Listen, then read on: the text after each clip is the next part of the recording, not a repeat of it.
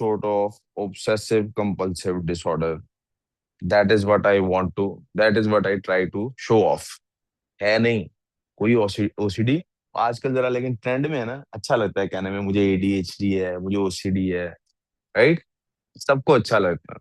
जैसे डिप्रेशन नहीं पिछले साल ट्रेंड में आया हुआ था, पिछले साल डिप्रेशन वॉज इन ट्रेंड। तो जरा सा किसी को बोर हो रहा होता था, मूड ऑफ होता था, मुझे डिप्रेशन हो रहा है मामा बाबा, आई कांट स्टडी, मैं भी सुसाइड कर लूंगी, फिर आपको अच्छा लगेगा। सो ये ट्रेंड में था पिछले साल, इट वॉज इन ट्रेंड। आपके फ्रेंड सर्कल में ऐसा नहीं होता था, तीसरी लड़की या लड़का कहता था मैं डिप्रेशन में हूँ, फिल्में बनती थी उस पे, फिल्में बनती थी उस पे। वो एक दो इंडियन एक्टर्स ने बाई चांस वहां पे खुदकुशी कर ली थी इसी चक्कर में, तो इट बिकेम अ ट्रेंड। फिर नेटफ्लिक्स पे दो तीन ओसीडी और एडीएचडी वाले ड्रामे मशहूर हो गए हैं, जैसे गुड डॉक्टर, तो सारों को ऑटिज्म होना शुरू हो गया है। और ये ना, इससे प्रॉब्लम एक ये हो रही है कि जो रियली, वो रियली जैसे बैगर्स नहीं होते, नकली बैगर्स ने क्या किया है, जो रियल बैगर्स हैं, जो रियली डिजर्विंग पीपल हैं, उनका हक मार लिया। सबसे बड़ा नुकसान ये हुआ। इसी तरह से जो हमारे मुआशरे में इतने ज्यादा नकली नेक लोग पैदा हो गए हैं कि जो असल में नेक लोग थे, वो उन पे भी हमें अब शक ही होता है। मस्जिद का इमाम, मौलवी, लंबी दाढ़ी। अब्बा मेरे एक जमाना तो मैंने देखा था, अब्बा मेरे कहना शुरू हो गए थे, यार उस बंदे से कारोबार नहीं करना जिसकी लंबी दाढ़ी है। मैंने कहा, क्यों जी? कहते यार ये जितने भी दो नंबर लोग होते हैं ना, सारों ने लंबी दाढ़ियां रखी होती है, राइट? तो हर वो बंदा जिसने नकली दूध बेचता था, पाउडर वाला, वो उसने आयत कुरान की लिख के लगाई होती थी, मिलावट करने वाला कोई जन्नत में है, और पता नहीं पुलिस स्टेशन में रिश्वत वाली आयत हदीस लगी होती थी, रिश्वत देने देने वाला। द रियल पीपल कहीं ना कहीं, खैर, मैं जस्ट जो, we shouldn't joke about it. सब में हल्के हल्के ट्रेड्स होते हैं, मेरे में भी है। लाइन सीधी ना हो, जब तक सीधी हो ना जाए मेरा गुजारा नहीं होता। मैं 10 दफा उसको मिटा के सीधा करूंगा, फिर ही आगे चलूंगा, राइट? इसी तरह से मुझे फीलिंग ये आई कल कि यार आप लोगों को केमिस्ट्री की क्लास में एंड पे पढ़ा रहा था, and you were not paying 100% attention. Maybe the reason was कि मैंने प्रिंटेड नोट्स दिए थे। तो आई हैव डिसाइडेड कि आज मैं पहले कल वाला लेक्चर दोबारा रिवाइज करूंगा। इस दफा नोट्स की सूरत में इसे रजिस्टर निकालना है, इस दफा आप खुद नोट्स बनाएंगे। इट विल बी ब्रीफर, उतनी डिटेल में नहीं जाऊंगा, उतनी डिटेल में जाना नहीं पड़ेगा। हम तय करेंगे क्या क्या हमें पता है, जो बात हमें नहीं पता होगी उसको एक्सप्लोर करेंगे, राइट? सबसे पहली चीज, कहानी शुरू से शुरू करेंगे। फिजिक्स कहाँ से शुरू करेंगे? पेंसिल काम करेगी तो कुछ करेंगे हम।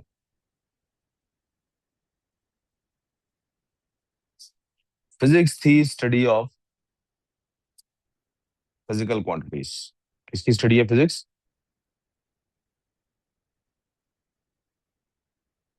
And for the better part of this timeline, they believed it is the study of physical quantities that give us measurements about matter.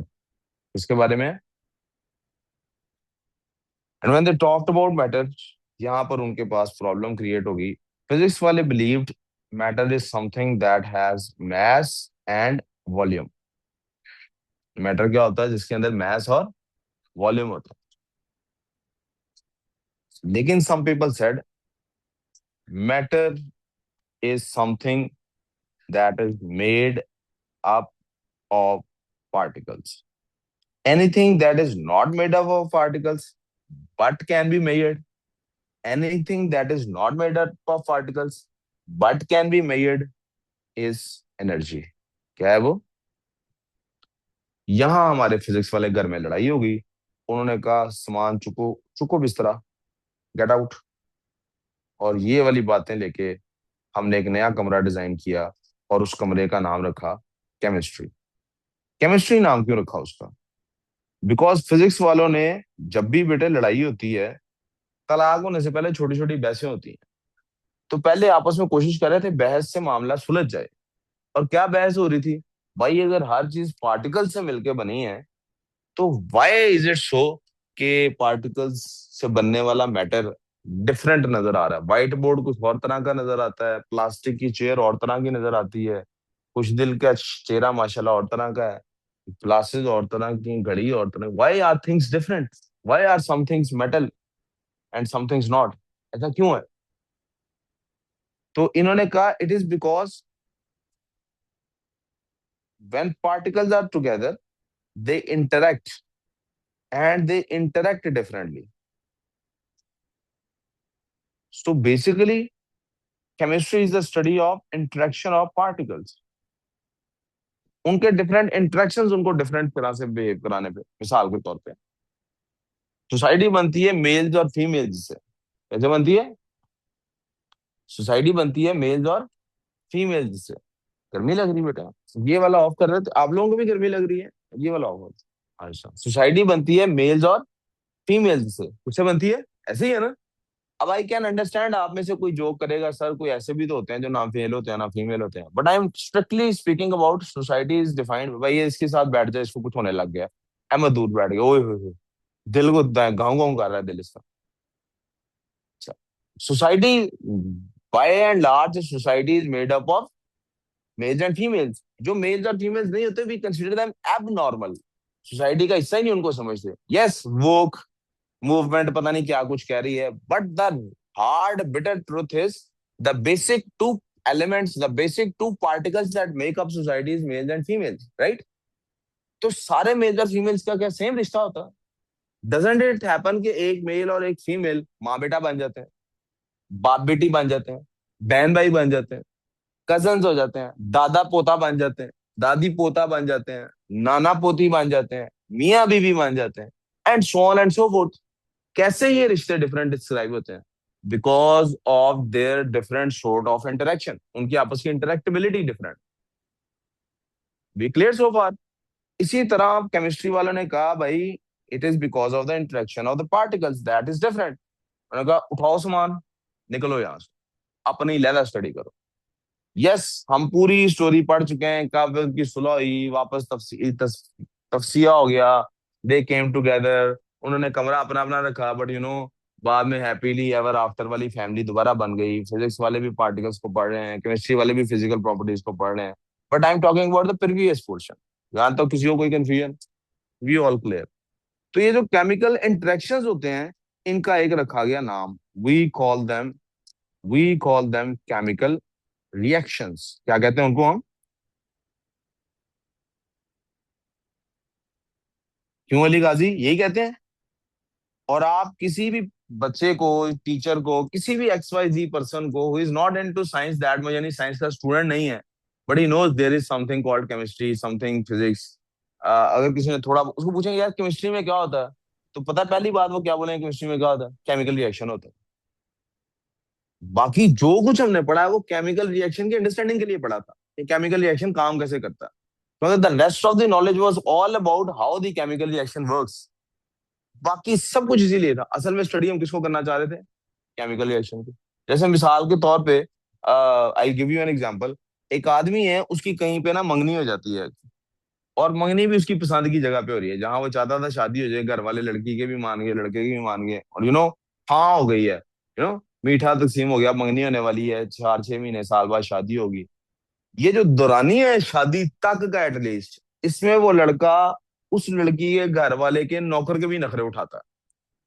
यानी दावत पे जाते हैं, वहां पे उनके घर तो आते हैं, उनकी काम वाली को भी 500 रुपया 1000 रुपया दे के आते हैं। और उनके घर का कोई बच्चा है, भतीजा है, भांजा है, उस लड़की को बेशक जहर लगता हो, इसको तो नहीं पता जहर लगता होता है ना, कोई भतीजे भांजे जहर लगते होते हैं, वो आगे कहेगा अंकल अंकल आइसक्रीम खानी, सारे कहेंगे बदतमीज चुप करो ऐसे नहीं करते ये वो, लेकिन वो कहेगा नहीं नहीं छोड़े, गोदी में उठाएगा, घर में बेशक गिलास ना कभी उठा के पानी का पिया हो, पैदल जाएगा आइसक्रीम ला के देगा उस बच्चे को। That's what it happens, right?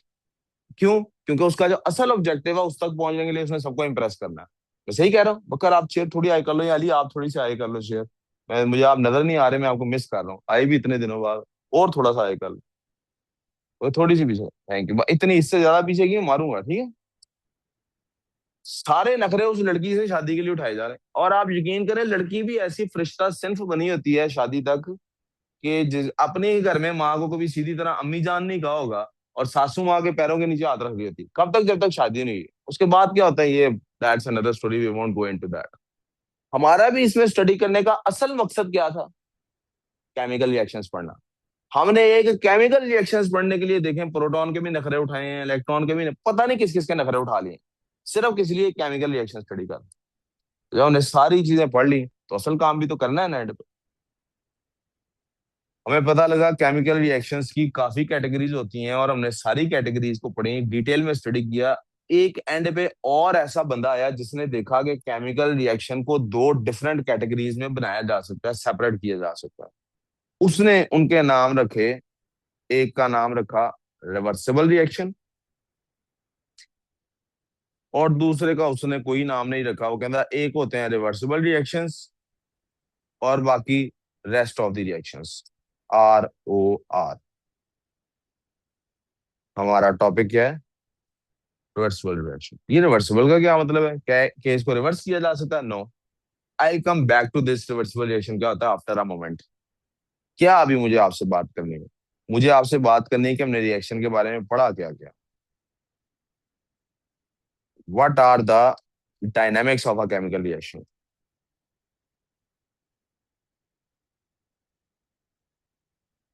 Modalities, dynamics, जो मर्जी वर्ड इस्तेमाल कर लें, ये इंग्लिश का लफ्ज है, केमिस्ट्री का लफ्ज। Of a chemical reaction.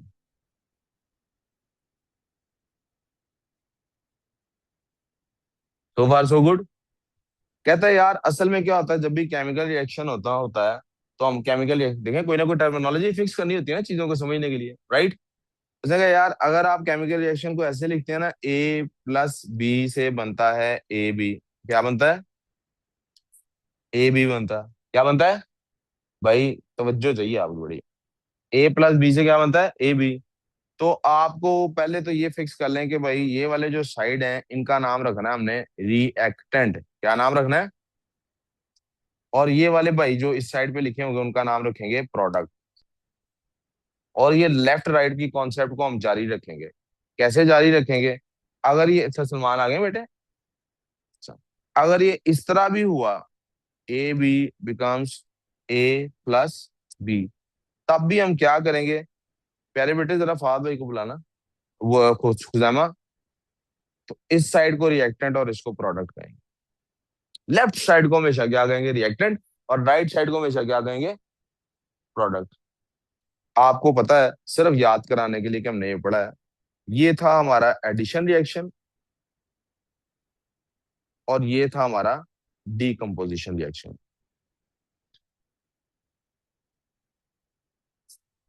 यहाँ तो कोई प्रॉब्लम किसी? और भाई आपने ना मैम को कहना प्लीज सर सलमान को फोन करें और पूछो कब तक वो पहुंच जाएंगे, क्योंकि जो स्पीकिंग के जो बच्चे हैं ना जिनका स्पीकिंग का परसों पेपर है, उनसे सर सलमान ने डील करना, मैंने केमिस्ट्री वालों से करना। जी। कंफ्यूजन यहाँ तक प्यारे बच्चों, ये क्लियर सो फार ना? तो अभी हमने क्या तय किया? लेफ्ट साइड को कहना है रिएक्टेड, राइट साइड को कहना है प्रोडक्ट। तो किसी ने कहा यार ये समटाइम्स ना यहाँ ऊपर भी कोई बैठा होता है, ये यहाँ कोई कुछ लिखा होता है, इसको हमने क्या कहना है? Catalyst.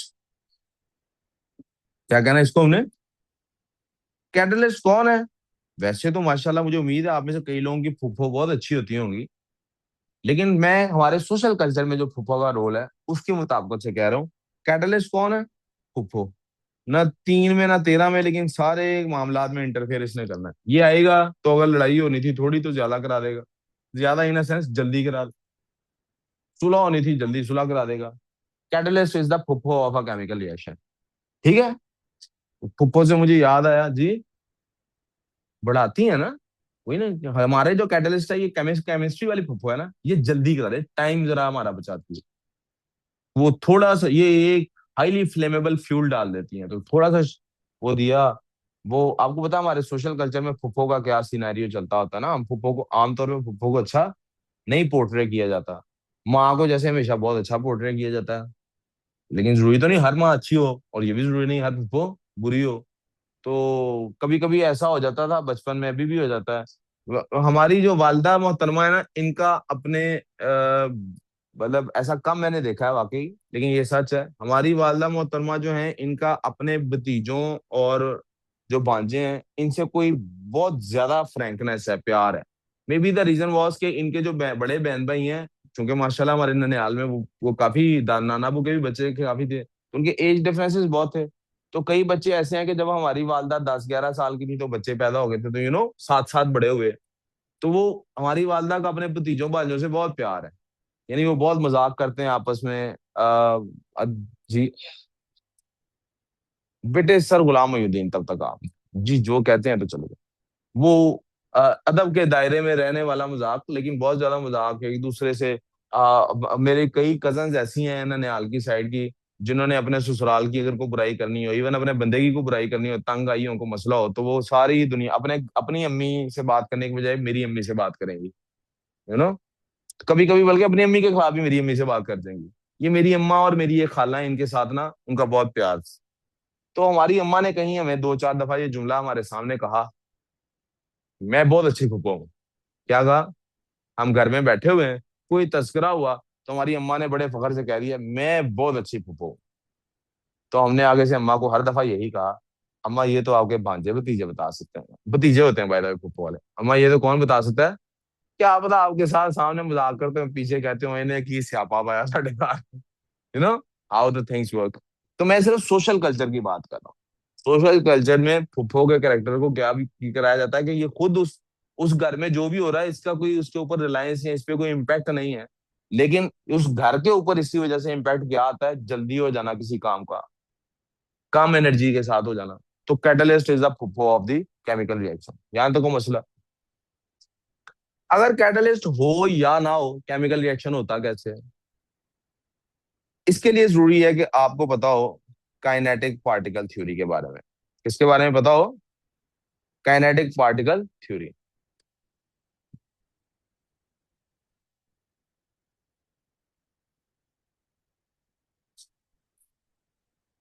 Kinetic particle theory suggest करती है कि all particles are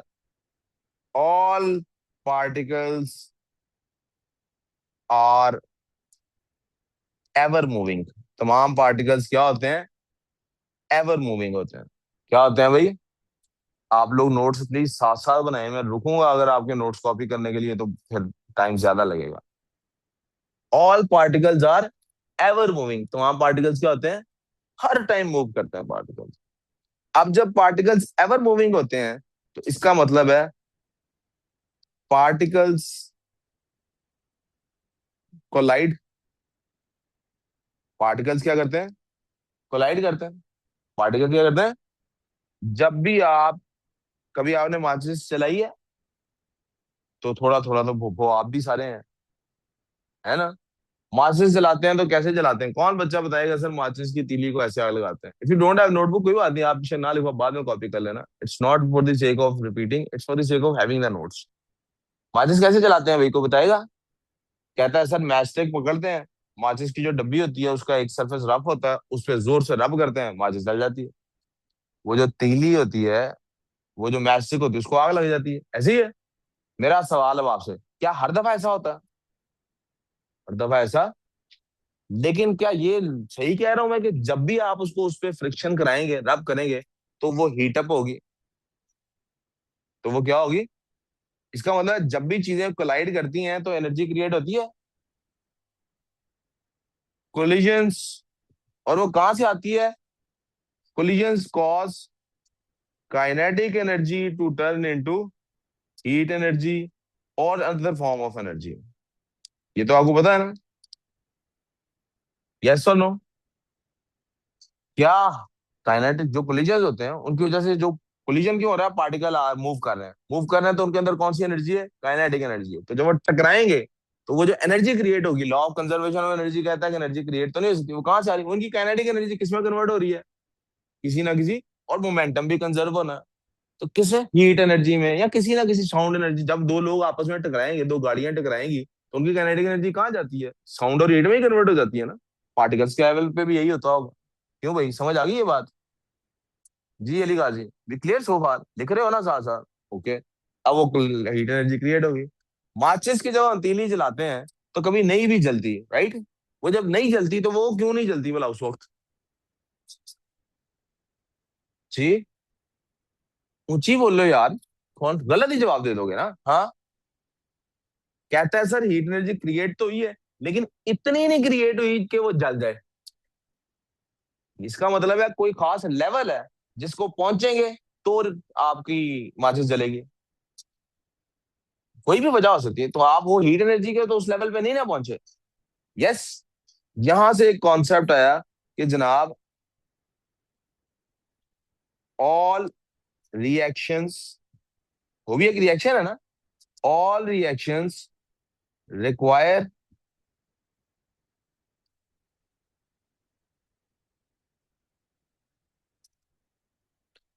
a minimum level of energy to start। आओ जी, अस्सलाम वालेकुम। यहाँ तक प्रॉब्लम आजो। हर रिएक्शन को एक मिनिमम लेवल ऑफ एनर्जी चाहिए ही चाहिए स्टार्ट होने के लिए। ठीक है। इस मिनिमम लेवल ऑफ एनर्जी का हमने क्या नाम रखा हुआ है? ई ए स्पोर्ट्स। नहीं नहीं, ई ए स्पोर्ट्स नहीं है।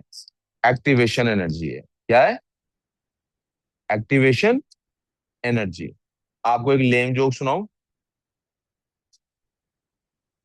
If a short girl becomes a mother, what would we call her? Minimum. Minimum. कहता है वो जिंदा यारी मिनिमम। सो ई एक्टिवेशन एनर्जी क्या होता है जी? Activation energy. ये मिनिमम एनर्जी जो रिक्वायर्ड है वो है। अब जब भी मिनिमम बोलूंगा मुझे भी हंसी आएगी। ठीक है। नोट्स है तो कोई नहीं, सुनो लेकिन ध्यान से।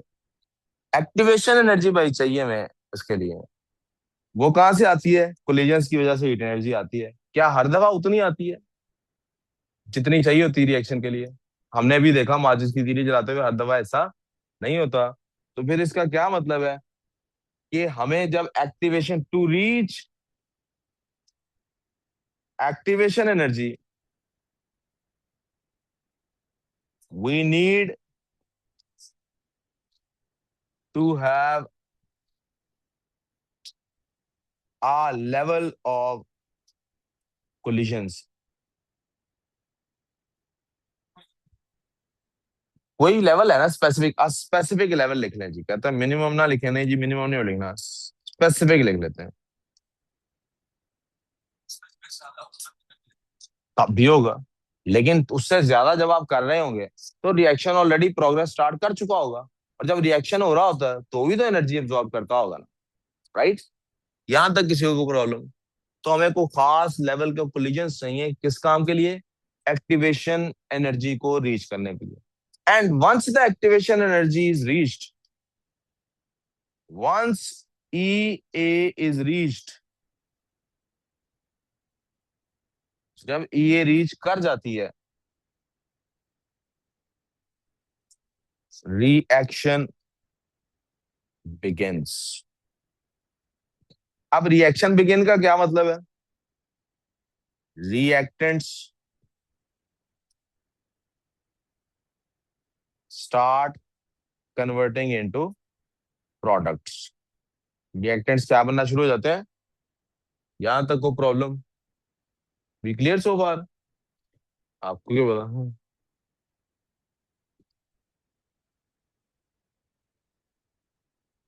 चुगलियां कर रहे हैं ना आप दोनों। वैसे ऊंची भी बोल लो जितनी ऊपर हो, माशाल्लाह, हमें किसी को क्या पता।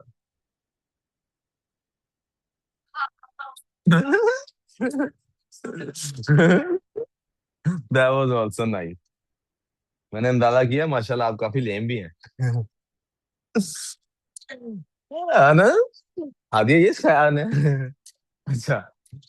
सो रिएक्टेंट्स किसमें कन्वर्ट होते हैं भाई? एक्टिवेशन एनर्जी स्टार्ट हुई, रिएक्टेंट कन्वर्ट होना शुरू हो गए प्रोडक्ट के अंदर। अब वो जो एनर्जी है, वो जो इसने अचीव कर ली थी, उसका क्या हुआ? तो एक और कॉन्सेप्ट हम पढ़ चुके। याद है ना, मैंने कहा था कि वो मंगनी होने के बाद सारे घर वालों के नखरे उठाने पड़ते हैं, असल जिससे शादी करनी उससे शादी के लिए। इसी तरह से बेटे, हमने भी केमिकल रिएक्शंस पढ़ने के लिए पार्टिकल्स के बहुत नखरे उठाए हैं, पार्टिकल्स की बहुत चीजें पढ़ी हैं। तो हमने क्या पढ़ा था? हमने पढ़ा था कि पार्टिकल्स जो हैं ये अकेले नहीं रहते। अगर अकेले रहे तो वो नोबल गैसेस होती है, उनको हमने पहले ही साइड पे कर दिया था। पार्टिकल्स रहते हैं मिलके। तो पार्टिकल्स के होते हैं combinations. Particles form bonds. Particles क्या करते हैं? बॉन्ड्स बनाते हैं। क्या करते हैं? पार्टिकल्स क्या करते हैं? बॉन्ड्स बनाते हैं। Bonds break. मेरा दिल कर आप सारे जुमले लिखो। People die. अच्छा नहीं, ज्यादा हो जाएगा। बॉन्ड्स को क्या होता है? बॉन्ड्स तो टूटते हैं। बॉन्ड्स क्या करते हैं? अब आपको पता है ना, पार्टिकल्स आपस में फोर्सेस ऑफ अट्रैक्शन और रिपल्शन रखते हैं। तो जब बॉन्ड बनता होगा, और पार्टिकल्स मूव भी करते हैं, तो जब बॉन्ड बनता होगा किसी फोर्स को हम ओवरकम करते होंगे। बॉन्ड टूटता होगा तब भी किसी को हम ओवरकम करते होंगे। तो हमने एक और चीज सीखी हुई है, और वो क्या है? जब भी बेटे बॉन्ड बनता है, जब भी बेटे bond, particle has kinetic energy. Particle has, it wants to roam free. किसी बंदे ने अस्सलाम वालेकुम सर जी कैसे हैं, ठीक है? नहीं नहीं, कोई मसला नहीं, मुझे अंदाजा था। पैसे नहीं ट्रांसफर होते होते कार्ड से? नहीं। अच्छा। गुजारिश ये थी कि जिनका, मैं एक मिनट पॉज कर लेता हूँ।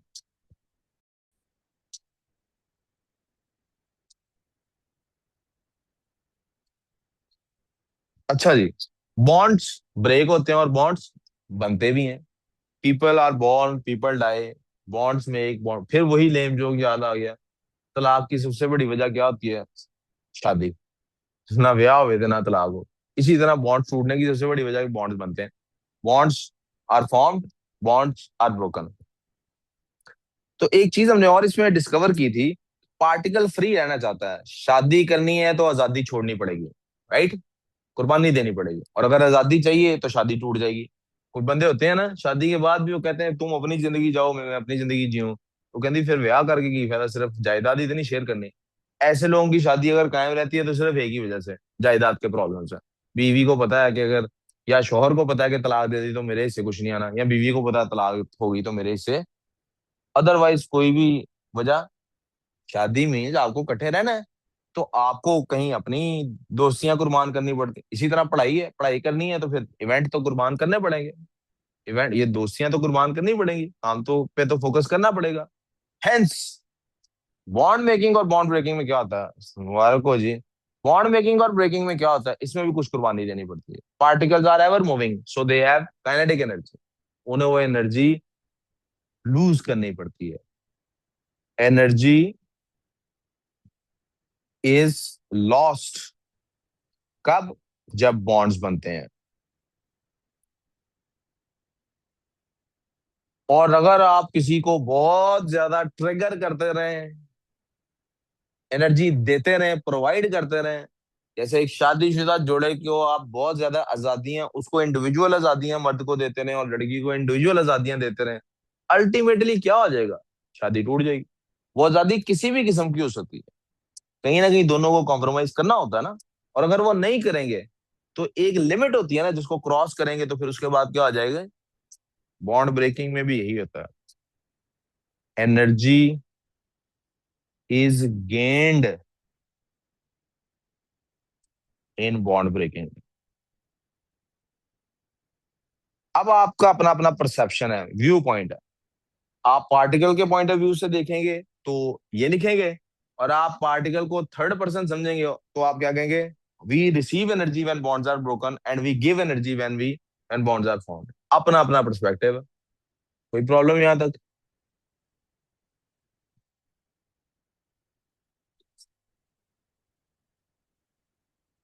रिएक्टेंट्स कन्वर्ट होते हैं प्रोडक्ट्स में। तो रिएक्टेंट्स पहले भी तो बॉन्ड्स फॉर्म किए हुए होते हैं ना। ऐसा होता है ना, रिएक्टेंट्स पहले से बॉन्ड फॉर्म किए हुए हो। एक एग्जांपल ले लेते हैं। हमारे पास है जनाब ए बी और सी डी। ये कन्वर्ट हो गए, आप सोच, ये कन्वर्ट हो गए बेटे एडी और सीबी में। लेफ्ट साइड हमारी क्या है? रिएक्टेंट्स है। लेफ्ट साइड क्या है? रिएक्टेंट्स है। राइट साइड क्या है? प्रोडक्ट्स है। आपको पता है, एम ही कह रहा हूँ। एक स्टूडेंट है, उसके घर वालों ने ना, मुझे ना, मदर ने अलहदा और फादर ने अलहदा शिकायत की। और शिकायत पता क्या की? शिकायत नहीं की, शिकवा की है। शिकवा मतलब शिकायत होता है बच्चे की शिकायत लगाना। शिकवा होता है कि मुझे कहना कि आपने ये गड़बड़ की हुई है। फादर ने अलहदा और मदर ने अलहदा, डायरेक्ट नहीं, तीन चार रास्तों से मेरे तक शिकवे पहुंचे उनके, यानी मुख्तलिफ तीन चार लोगों ने। अब्बा कहते हैं आपने हमारे बच्चे को खराब कर दिया है। क्या मतलब है जी? अब पढ़ी ਜਾਂਦਾ की करता ਪਿਆ ਤੁਸੀਂ यार, इन्ना ਤੇ ਅਸੀਂ सारी जिंदगी नहीं इनू की पढ़ते हैं, देख पढ़ाया है इसको, इसका दिमाग खराब हो गया। अम्मा ने लहदा, आपके घर से ही बताता हूँ क्या आया। अम्मा ने लहरा शिकायत की कि यार कोई फैमिली गैदरिंग हो, कोई फंक्शन शादी ब्याह हो, इसका बहाना होता है कि मैंने पढ़ना है। अब आप जरा मुझे बताइए, इस बच्चे का ड्यूरिंग क्लास क्या बिहेवियर होता होगा? ड्यूरिंग क्लास क्या बिहेवियर होता होगा इसका? ड्यूरिंग क्लास नहीं पढ़ता होगा। इसका ड्यूरिंग क्लास ये बिहेवियर है कि इसकी 100% अटेंशन सिर्फ मेरे पे होती है। इसका ड्यूरिंग क्लास मैंने क्या ऑब्जर्व किया, क्या बिहेवियर है, इसकी अटेंशन 100% किधर होती है? ये अगर अपने वालदैन को इग्नोर कर सकता या कर सकती है, तो ये अपने दोस्तों को भी इग्नोर कर सकता या कर सकती है। अब आप सोचे, इसको अगर कुछ नहीं भी आता होगा, इसका अगर खुदा ना खास्ता CIE में यू भी आता होगा ना, इसकी लाइफ सेट हो गई है। क्यों? इसको फोकस करना आ गया। द ओनली डिफरेंस बिटवीन कामयाब पीपल एंड नाकाम पीपल इज, कामयाब आदमी का फोकस बड़ा कमाल का होता है, चाहे वो F1 Formula 1 रेस खेल रहा हो। क्या गेम है पूरी रेस में, जिंदगी मौत लगी होती है। आपको पता है ना किस स्पीड पे, 300-300 किलोमीटर पर आवर की स्पीड तो कुछ होती ही नहीं, जिसपे आप कितने कर्ज में से गुजरे होते हो। एक माइक मिली सेकंड का आपका फोकस इधर उधर हुआ and your done for it, accident. Right? Focus की सारी गेम है सारी लाइफ में। तो अगर उसका फोकस डेवलप हो गया है, ज्यादा चांस किस बात के हैं कि उसके ग्रेड्स भी क्या होंगे, पूरे grade A star. If we talk into CIE terms तो A स्टार आएंगे, यूनिवर्सिटी की टर्म्स में बात करें 4 GPA आएगा। लेकिन नहीं भी आता तो उसकी ट्रेनिंग इतनी होगी है कि लाइफ में उसका कॉन्फिडेंस, वो क्या कॉन्फिडेंस भी क्या ही करना है। मसलन मुझे इससे क्या फर्क पड़ता है मुझे कोई अप्रिशिएट कर रहा है कि नहीं, जब मेरा ध्यान 100% किधर होगा, काम पे। तो मेरी तो घर में या मेरे दोस्तों के साथ लड़ाई की वजह क्या होगी? वो मुझे बताएंगे फलाने ने तुम्हें बहुत अप्रिशिएट किया, या मुझे बताएंगे फलाने ने तुम्हारे बारे में ये बात की, तो मैं काम में लगाऊंगा। अच्छा, हाँ ठीक है, ओके, चलो। अच्छा कहेंगे आप तब भी मैं क्या करूंगा, यही जो कर रहा हूँ। बुरा कहेंगे तब भी मैं क्या करूंगा, यही जो कर रहा हूँ। इससे परफॉर्मेंस बेहतर होती जाती है इंसान की। सही है, आगे वापस चलते हैं। लेफ्ट साइड मारिए, हमने मीटिंग तो नहीं पॉज की ना? चल ही रही है।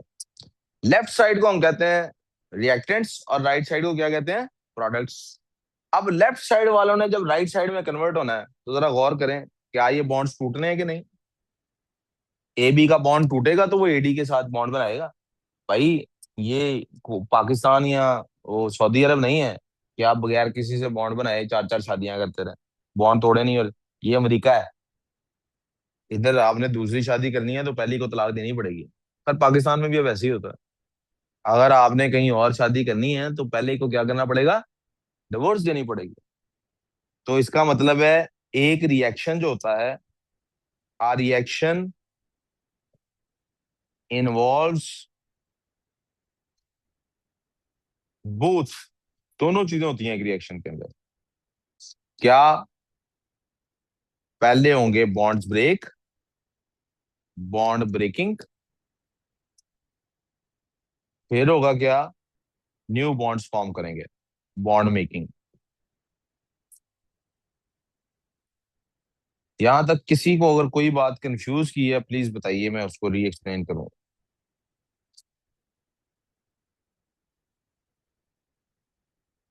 अगर कोई बात कंफ्यूज नहीं कर रही यहां तक, तो let's move on. Clear so far? तो बॉन्ड मेकिंग भी होनी है और बॉन्ड ब्रेकिंग भी होनी है। भाई, हमने इन दोनों बातों को अगर आपस में मिला लें तो हम रियलाइज करते हैं कि एक में एनर्जी बाहर निकलती है और एक में एनर्जी अंदर जाती है। सो अगर एक कंटेनर के अंदर ये रिएक्शन हो रहा है, अगर एक रिएक्शन हो रहा है, if this is a container where reaction is taking place, जहां रिएक्शन क्या कर रहा है? हो रहा है।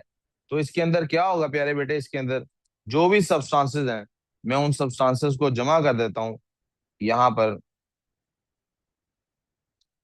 ये मेरे पास A है, ये मेरे पास B है, और दोनों के मिलने से कोई AC और कुछ कुछ ना कुछ बन गया, AB और CD को मिला के AC और BD बन गए।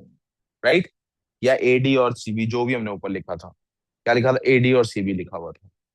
अब यहां जहां ये काम हो रहा है, यहां एनर्जी हम दे भी रहे हैं और एनर्जी इसमें से निकल भी रही है। कोई मसला? एनर्जी जा भी रही है और एनर्जी आ भी रही है। Can I call it H E and H E? तो एनर्जी इन भी हो रही है और एनर्जी आउट भी हो रही है। एनर्जी इन भी हो रही है और एनर्जी, तो क्या ओवरऑल एनर्जी में कोई चेंज आ रहा है? क्या मैं डेल्टा एच फाइंड कर सकता हूं? डेल्टा एच कैसे निकालते हैं? H in minus H out. करता हूँ, चलो ये बात कंप्लीट कर लूं। जी, दोनों चीजें होती हैं। हाँ हाँ।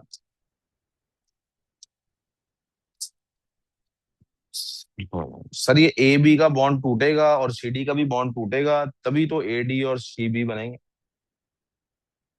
तो बॉन्ड रिएक्टेंट्स और प्रोडक्ट्स में बॉन्ड ब्रेकिंग भी हो रही है और बॉन्ड मेकिंग भी हो रही है।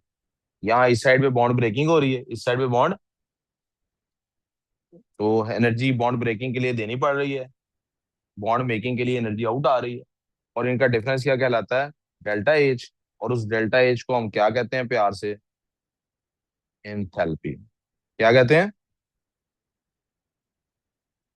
यहाँ तक को प्रॉब्लम। और फिर एंथैल्पी से हमने पढ़ लिया भाई, अगर एंथैल्पी हो negative, we call it exothermic. क्या कहते हैं इसको? और अगर ये हो पॉजिटिव, तो फिर क्या कहते हैं इसको? एंडोथर्मिक।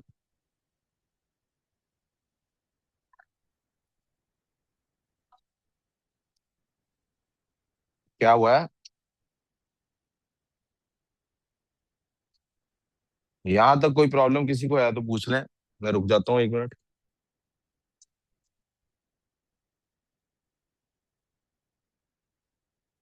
अब इन सारी चीजों को अगर आप कंबाइन कर लें, तो हमें पता लगता है कि सारा exchange of energy, this exchange of energy is based upon collisions. किस पे है ये सारा डिपेंडेंट? कोलिजन्स पे।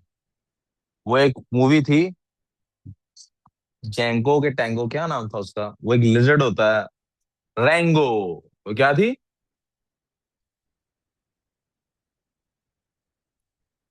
Booker your favourite character? Rango. Dialogue, बड़ा इंपॉर्टेंट डायलॉग था रैंगो के अंदर। और वो डायलॉग,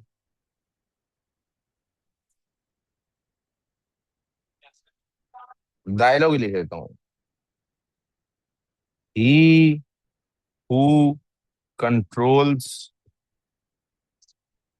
वाटर, प्लीज तवज्जो से सुनिएगा।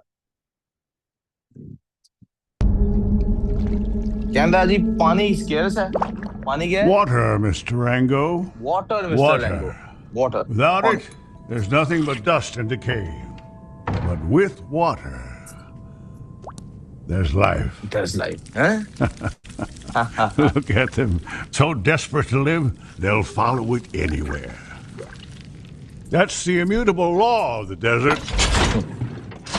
Control the water, and you control everything. कैसा है?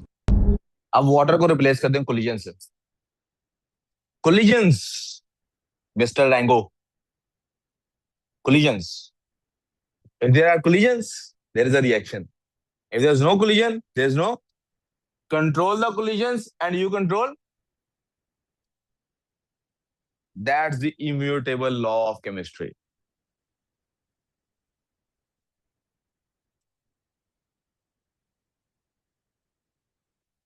Control the collisions and you control the reaction. और यहां लिखेंगे इंस्पायर्ड बाय रैंगो 2009। ये विलन का डायलॉग है, हीरो नहीं था रैंगो। हीरो रैंगो है, डायलॉग विलन बोल रहा था।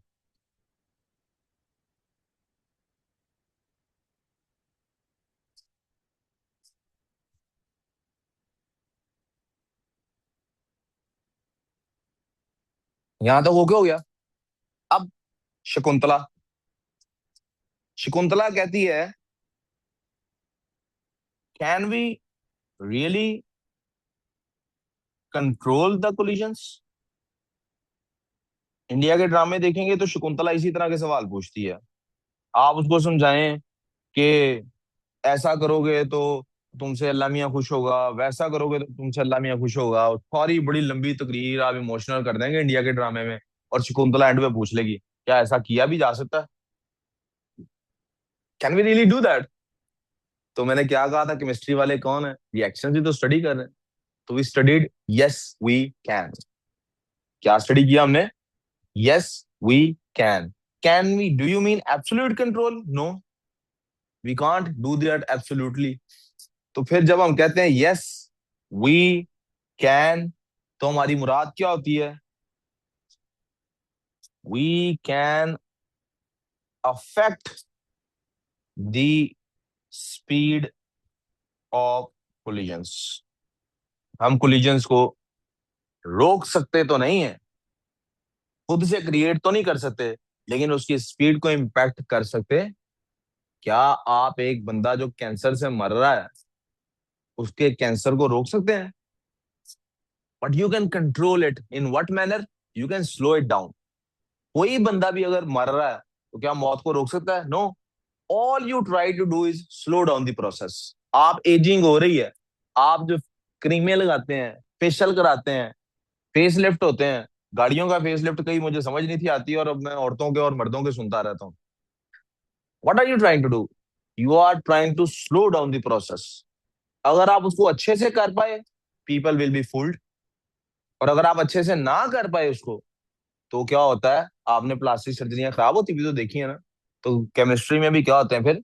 धमाके। क्या हो जाता है फिर? तो हमारा जो न्यूक्लियर रिएक्शन था हमने पढ़ा था, उसमें भी हम क्या कह रहे थे, असल गेम कहाँ पे है? Control the reaction. कोलिजन्स को कंट्रोल करना है, क्या करना है? यहां तक को प्रॉब्लम वी क्लियर सो फार। अब बात आ गई कि अगर हम स्पीड ऑफ कोलिजन्स को इम्पैक्ट करते हैं, तो इसका ऑटोमेटिक नेचुरल रिजल्ट क्या निकलता है? रिजल्ट निकलता है, वी कैन अफेक्ट। यहाँ वी से मुराद क्या है? सोसाइटी। और केमिस्ट्री की जुबान में सराउंडिंग्स। या एक और बेटर वर्ड क्या है इसके लिए? कंडीशंस। क्या वर्ड है इसके लिए? Can affect. अगर कोलिजन्स रिएक्शन कराते हैं और कोलिजन्स की स्पीड्स को आप कंट्रोल कर सकते हैं, तो आप क्या किसको अफेक्ट करें? We can affect the speed of reaction. And that is जहां से निकलती है कौन सी बात? We call all of this as rate of reaction. क्या कहते हैं इस सारे को हम? तो मसला, कोई कंफ्यूजन? Okay, that's good. आगे चलते हैं। अब आ जाते हैं उस अंकल की तरफ जिसने कहा था, भाई जब आपके पास होता है एक container, when you have a container,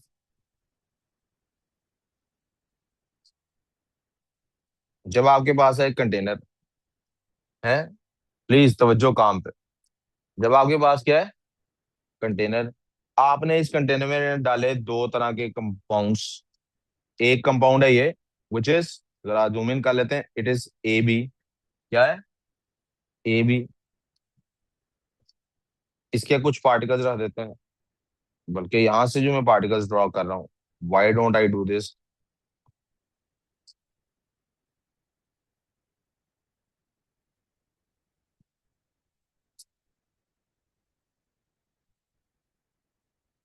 इसके आपने कुछ पार्टिकल्स रख दिए, ठीक हो गया। और फिर आपने क्या किया, एक और लिया कंपाउंड, जिसका नाम रखा आपने CD। क्या नाम रखा आपने?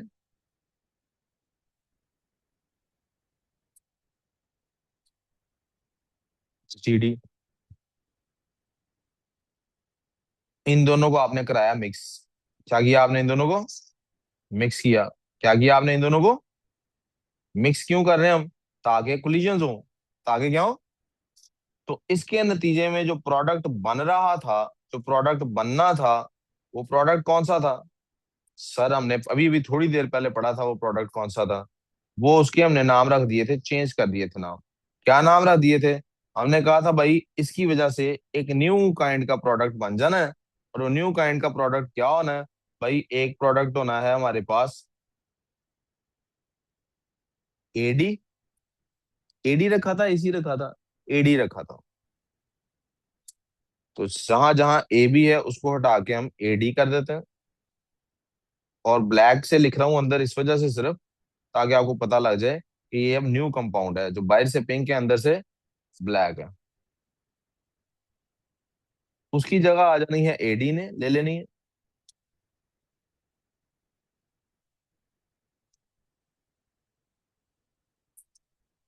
और जो हमारे पास CD था,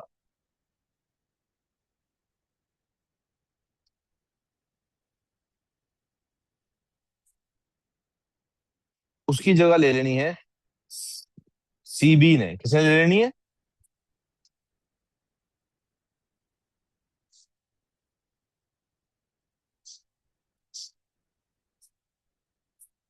राइट। यही हो रहा है ना बेटा। कहता है यार क्या ये कोई मैजिक है कि एकदम से हो जाना है? केमिस्ट्री में एक ऐसा रिएक्शन है, एक रिएक्शन है टाइम आयोडीन का, if I am not wrong iodine का रिएक्शन होता है। वो आपको दिखाता हूँ उसकी भी एक वीडियो। आयोडीन टाइम वाला रिएक्शन ही है ना, टाइम क्लॉक एक्सपेरिमेंट। केमिस्ट्री में एक रिएक्शन है ऐसा, जिसमें क्या होता है? All right, तो this demonstration is known as the ऐसे iodine लगता है clock. कि हमने कुछ डाला है इसके अंदर, कुछ सब्सटेंस डाला है आयोडीन से रिलेटेड कुछ कोई। I hope you can all see the We're video. again making the कुछ टाइम गुजरा ना? blue-black starch triiodide डाल देख रहे complex, हैं? and you see it beginning to take shape there because of the concentration ये ऐसे of अचानक होता नहीं है, there the a whole process in sulfite it. ion. लेकिन हमें जो It इम्पैक्ट नजर affects आता है वो ऐसे नजर आता है जब how long एकदम it से, keeps यानी that रिएक्शन complex अंदर from हो रहा staying है, there, and once लेकिन एक it's टाइम used आता है कि up, वो सारे then the अरेंज होते होते complex होते एकदम। overdrives the जैसे reaction फिजिक्स में and पढ़ा था stays a हमने, deep blue color, जैसे like we studied blue-black in color. Physics, क्या पढ़ा था फिजिक्स में हमने? वो जो लाइटनिंग जमीन पे गिरती है, कि वो पार्टिकल्स रीअरेंज हो रहे होते हैं, एकदम से पूरी चेन सीधी हो जाती है और बिजली गिर जाती है। इससे एक पार्टिकल से सीधे हो रहे हैं एकदम से चेंज आ गया। कहता है क्या रिएक्शंस में ऐसे होता है? ऐसे तो नहीं होता। ये तो आराम आराम से प्रोग्रेस करता है, what ever the speed is. उस वीडियो को भी अगर मैं बहुत ज्यादा स्लो करता, यू कुड हैव सीन वो ग्रेजुअली हो रहा है। What ever the speed is, there is a rate of progress. There is a rate of progress. कोई कंफ्यूजन? जो वो कर आप सवाल पूछने लगे थे, कोई सवाल नहीं। मैं उसको छोड़ने क्या गया था, मैं इस पे फोकस करना चाह रहा हूँ। रेट ऑफ प्रोग्रेस है, कोई ना कोई रेट ऑफ प्रोग्रेस। स्पीड तेज होगी but there is some speed there, right? जब रेट ऑफ प्रोग्रेस है, तो क्या ऐसा हुआ होगा कि दरमियान में कोई ऐसा भी टाइम होगा कि जब हमारे पास दोनों एग्जिस्ट करते हैं, यानी वी हैव रिएक्टेंट भी हमारे पास मौजूद है और प्रोडक्ट भी हमारे पास मौजूद है। आए कुछ रिएक्टेंट्स कॉपी कर लेते हैं। कोई ऐसा भी तो टाइम हुआ होगा ना जब हमारे पास रिएक्टेंट्स भी मौजूद थे और प्रोडक्ट्स भी मौजूद थे। यस और नो? था ऐसा टाइम कोई? हुआ होगा ना कोई ऐसा टाइम जब रिएक्टेंट्स भी मौजूद है और प्रोडक्ट्स भी मौजूद है? क्योंकि रिएक्शन अभी इट्स टेकिंग प्लेस। यस और नो? है ना ऐसा? अच्छा, फिर क्या ये काम वापस रिवर्स भी किया जा सकता है? हमने कहा था जनाब कि अगर रिएक्शन इस तरफ को प्रोग्रेस कर सकता है इस तरह से, अगर रिएक्शन प्रोग्रेस ऐसे कर सकता है कि अगर A B plus C D can become A D plus C B, तो ऐसा भी पॉसिबल है कि जनाब A D plus C B can become A B plus C D. ये दोनों पॉसिबिलिटीज हैं। ये दोनों पॉसिबिलिटीज, क्यों बकर, ये दोनों पॉसिबिलिटीज हैं कि नहीं है? है ना ये दोनों पॉसिबिलिटीज? क्या दोनों पॉसिबिलिटीज होने की वजह से शकुंतला पूछती है कि वो आपने सुबह सुबह जो बात बताई थी, are these called reversible reactions? क्या ये है जिसका मतलब है रिवर्सिबल रिएक्शंस? यानी इन अदर वर्ड्स वो पूछ रही है कि क्या हर रिएक्शन जिसको आप दूसरी डायरेक्शन में भी ले जा सकते हैं, क्या उसको रिवर्सिबल रिएक्शन कहते हैं? तो वो जो अंकल था जिसने कैटेगरीज बनाई थी, वो कहता है no, they are two different possible reactions. ये दो डिफरेंट पॉसिबल रिएक्शंस हैं। ये क्या है? दो डिफरेंट पॉसिबल रिएक्शंस हैं। तो शकुंतला आगे से पूछेगी ना, भाई अगर ये डिफरेंट पॉसिबल रिएक्शंस हैं, if they are different possible reactions, तो वो जो सुबह आपने फुलझड़ी छोड़ी थी, वो जो आपने सुबह कहा था कि कोई रिवर्सिबल रिएक्शन नाम की कोई बला होती है, वो कौन है भाई? वो कौन है? तो ये अंकल बताता है कि भाई वो जो आपने सुबह मेरे से सुना था वर्ड रिवर्सिबल, वो मैं बेसिकली बोल रहा था इसी तरह के ऐसे रिएक्शन के लिए, इसी तरह के ऐसे रिएक्शन के लिए। मैं उसी को कॉपी कर लेता हूँ, वैसे मैंने ऐसे ही डिलीट किया सारा कुछ। भाई वो कहता है ये मैंने उसके लिए बोला था, बकर आपको नींद आ गई है? कहता है मैंने उसके लिए बोला था कि अगर, अगर कहता है ये रिवर्सिबल रिएक्शंस होंगे किस वक्त?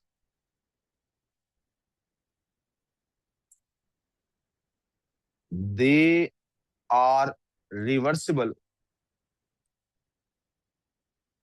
Reactions if and only if they are progressing in both directions। Bakkar किधर जा रहा है बेटे? साइमल्टेनियसली। साइमल्टेनियसली, साइमल्टेनियसली का क्या मतलब होता है? एक ही वक्त में ये काम हो रहा है। जैसे आप नहीं पढ़ते हैं और खाने में इकट्ठे काम सारे करती हैं, है ना, गप्पे मारने में और ये वो। अगर ये साइमल्टेनियसली हो रहे हैं तो फिर ये क्या कहलाएंगे? Reversible reactions. क्या कहलाएंगे? यहाँ तो कोई प्रॉब्लम। अच्छा, अगर साइमल्टेनियसली हो रहे होंगे तो हमें पता लगेगा, चेंज होते नजर आएंगे दोनों साइड्स पे? तो उसका जवाब है in the beginning maybe yes, but later on no. In the beginning maybe yes, but later on no. वजह, फिर से इसको कॉपी करता हूँ। भाई मुझे बताइएगा कि आपको अगर जाना है इस साइड से इस साइड पे, तो क्या चाहिए आपको? You need the reactants, you need these reactants and they will form products. और अगर आपने इसका रिवर्स करना है, अगर आपने यहां से इस तरफ जाना है, you need these as reactants and these as products. क्या यहाँ पे दोनों मौजूद नहीं है? जब ये प्रोग्रेस कर रहा था, क्या ऐसा नहीं हो गया कि ये रिएक्टेंट्स भी मौजूद है मेरे पास और मेरे पास ये प्रोडक्ट्स भी मौजूद हैं, दोनों साइड के पड़े हैं? क्या ये हो गया कि नहीं हो गया? हो गया कि नहीं हो गया? अगर दोनों को सेम कंडीशंस चाहिए थी, अगर दोनों को सेम कंडीशंस चाहिए थी, कोलिजन्स अगर इस साइड पे हो रहे हैं तो कोलिजन्स इधर भी हो रहे हैं। अगर दोनों की कंडीशंस सेम है, अगर कोलिजन्स दोनों को चाहिए थे और दोनों साइड्स के कोलिजन्स, अगर ए बी सी डी से कोलाइड कर रहा है तो क्या ए डी सी बी से कोलाइड नहीं कर रहा? अगर दोनों कोलिजन्स हो रहे हैं तो दोनों साइड्स भी पॉसिबल है। सो हम इस रिएक्शन को फिर इस एरो की बजाय इस एरो से रिप्रेजेंट करते हैं कि भाई इस भाई ने इधर को भी जाना शुरू कर दिया है और इस भाई ने इधर को भी जाना शुरू कर दिया, and we call these as reversible reactions, क्या कहते हैं उनको? Reversible reactions. कोई कंफ्यूजन? फिर इस रिएक्शन के दो पार्ट्स बन जाते हैं। एक का नाम हो जाता है forward reaction, which is A B plus C D gives A D plus C B. और एक हो जाता है रिवर्स रिएक्शन या backward reaction, which is A D plus C B becoming A B plus C D. कोई confusion किसी को? कोई मसला?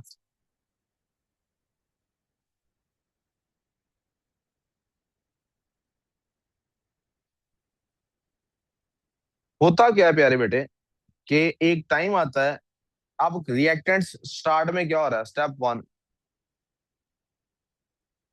Stage one. स्टेज वन में क्या होता है? हमारे पास कंटेनर के अंदर कौन है? सिर्फ रिएक्टेंट्स के पार्टिकल्स। सिर्फ कौन से? सिर्फ कौन से पार्टिकल्स? यानी लेफ्ट साइड के रिएक्टेंट्स के particles. That's our stage one.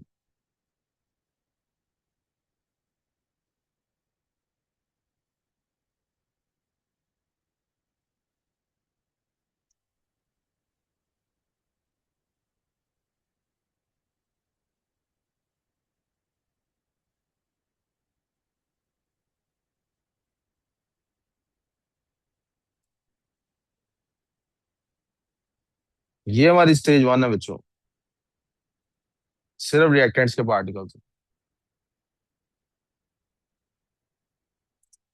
Stage two क्या है हमारे पास?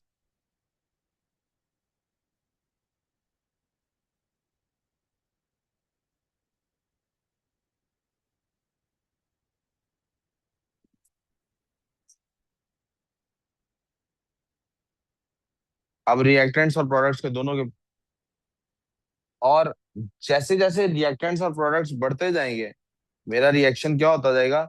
बोथ वेज जाना शुरू हो जाएगा।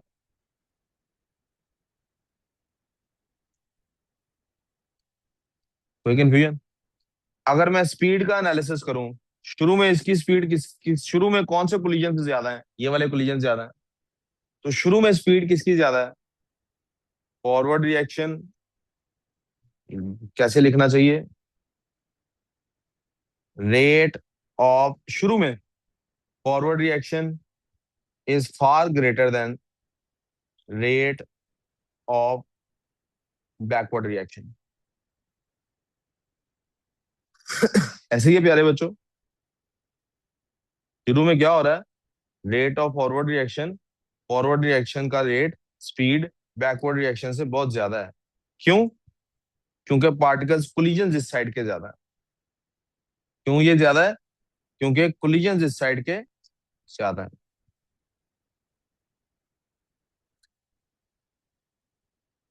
और इस साइड के कोलिजन नहीं है। यस और नो? सही कह रहे हो ना? फॉरवर्ड रिएक्शन वाली साइड के कोलिजन है ही नहीं। और सॉरी, फॉर ये क्या नाम है, फॉरवर्ड रिएक्शन के कोलिजन हैं, बैकवर्ड के कोलिजन नहीं है। किसके कोलिजन है? कोलिजन है हमारे पास भाई A B plus C D के कोलिजन हैं, और A D plus B C B के कोलिजन नहीं है। A B plus C D के कोलिजन हैं और A D plus C B के कोलिजन नहीं है। तो रिएक्शन होगा बैकवर्ड।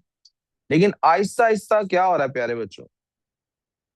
जरा आहिस्ता आहिस्ता देखिए क्या होने वाला है। आहिस्ता आहिस्ता क्या हो रहा है हमारे पास, के कोलिजन्स इस साइड के भी इंक्रीज होने शुरू हो गए। अब क्या हो रहा है हमारे पास, दोनों साइड के कोलिजन्स स्टार्ट हो गए। जब दोनों साइड्स के पार्टिकल्स अवेलेबल हैं और मूव कर रहे हैं, तो दोनों साइड्स के कोलिजन्स भी होने शुरू हो गए हैं। अब दोनों साइड के कोलिजन्स हो रहे हैं, और जैसे जैसे बेटे इसके पार्टिकल्स कम होते जा रहे हैं, इसके कोलिजन्स रिड्यूस हो रहे हैं। 10 लोग आपस में ज्यादा तेजी से टकराएंगे या 5? तो इसके पार्टिकल्स कम होते जा रहे हैं, तो इसके कोलिजन्स भी कम होते जाएंगे। इसके पार्टिकल्स इंक्रीज करते जा रहे हैं, ये ऊपर जाता जाएगा। इसके कोलिजन्स भी बढ़ते जाएंगे राइट साइड के। लेफ्ट साइड के पार्टिकल्स रिड्यूस हो रहे हैं, कोलिजन्स कम हो रहे हैं, तो स्पीड भी कम हो रही है, स्पीड भी कम हो रही है। और राइट साइड के कोलिजन्स, पार्टिकल्स बढ़ रहे हैं, कोलिजन्स भी बढ़ रहे हैं, तो उसकी स्पीड भी इंक्रीज हो रही है। कब तक होगा? ये तब तक होगा जब तक एक until dynamic equilibrium is reached, जब तक डायनामिक इक्विलिब्रियम नहीं आ जाता। कोई कंफ्यूजन प्यारे बच्चों? वो मसला? अब ये डायनामिक इक्विलिब्रियम क्या है, ये बात करते हैं तो हमारी कल वाली सारी बातें अल्हम्दुलिल्लाह कवर हो जाती हैं ऑलमोस्ट।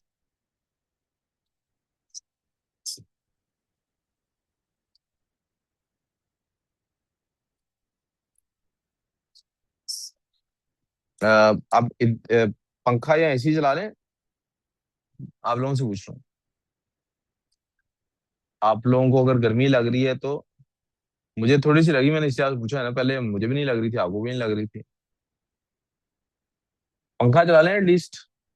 नहीं, मेरे लिए कुर्बानी ना दें, अगर आपको भी सर्दी लगे तो आप बता सकते हैं। मौसम आजकल असल में बार बार अब वो हो रहा है चेंज, तो I can understand.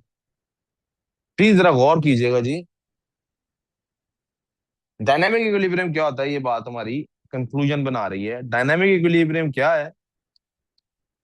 Dynamic equilibrium is a state, dynamic equilibrium एक ऐसी स्टेट है, is a state in which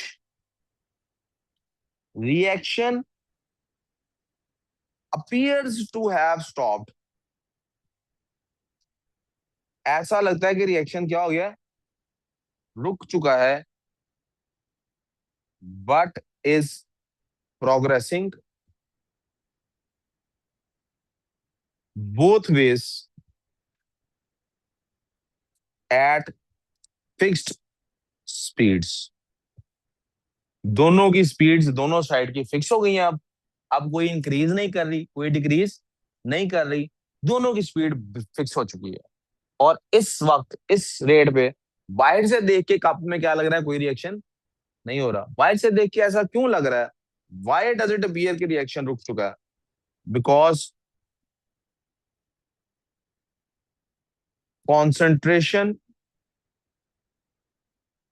of reactants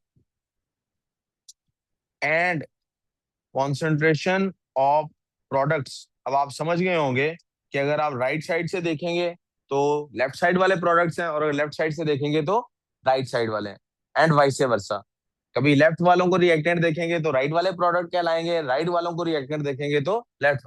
तो कॉन्सेंट्रेशन जो इन दोनों का है, concentration reactants and concentration of products has become, क्या हो चुका है उसको, कांस्टेंट हो चुका है। क्या हो चुका है? यहां तो कोई प्रॉब्लम, कोई मसला? ये क्लियर? कोई कंफ्यूजन? अब जरा देखें प्रॉब्लम क्या है। सर मसला में ये जी जी, कांस्टेंट हुआ है कि सेम हुआ है? कांस्टेंट, सेम नहीं मैंने लफ्ज यूज किया। सेम इसलिए नहीं यूज किया कि बचपन में ओ लेवल आईजीसीएसई के लेवल तक पढ़ा यही देते हैं कि सेम होता है। सेम का क्या मतलब है? 50% वो है, 50% वो है, लेकिन ये सेम होता। आप जाके जाके ऐसे भी रिएक्शन देखेंगे कि ऐसा होता है 70-30 की रेशियो फिक्स हुई हो। मैंने इसलिए कह दिया कांस्टेंट हो गया, ताकि जब आप ए लेवल में जाके इसको दोबारा पढ़े, अगर आप ऐसे को पढ़े, तो वो ये ना कि सर ने गलत पढ़ाया। मैं आपको तब अगर यही बात, और अगर मैं ही पढ़ा रहा हूँ, तो आपको ऐसा ना फीलिंग है कि पहले मैं कल कुछ और कह रहा था, आज कुछ और। वहां मुझे अबू बकर तो मुझे कहेगा सर मुसलमान की एक जुबान होती है, आपने क्यों बदली? मैं तो अबू बकर को क्या जवाब दूंगा? मैं तो अभी नहीं अबू बकर को जवाब दे पा रहा है। और अबू बकर घर में सब ठीक है? बकर आपकी जो शादी होगी, आप मुझे बुलाएंगे शादी पे? जाहिर सी बात है, जाहिर है सर, जरूर बुलाऊंगा इंशाल्लाह। कह रहे सर निकाह ही आप पढ़ा दीजिएगा, लेकिन फिर मैं इसको बताऊंगा नहीं यार, निकाह खान लड़की वाले फिक्स करते होते हैं, लड़के वाले थोड़ी फिक्स करते हैं। लड़की वालों ने बुलाना होता है मौलवी से, पैसे उसको लड़के वालों ने देने होते हैं बाय द वे, निकाह खान को। सही है ना? पता नहीं ऐसा क्यों रिवाज पड़ा होगा, हालांकि इसकी कोई जरूरत नहीं है। I don't know why this happens. नहीं नहीं, लड़के वाले ही देते हैं। वो असल में कभी कभी ऐसा होता है ना, मुख्तलिफ फिरकों की आपस में जब शादियां होती है ना, तो लड़की वाले कहते हैं जी आखिरी दफा साढ़े फिरके वाले मौलवी का निकाह सुन जाओ। तो लड़के वाले उसको पैसे दे देते हैं, यार साढ़े फिरके के खिलाफ वो गाल ना करें।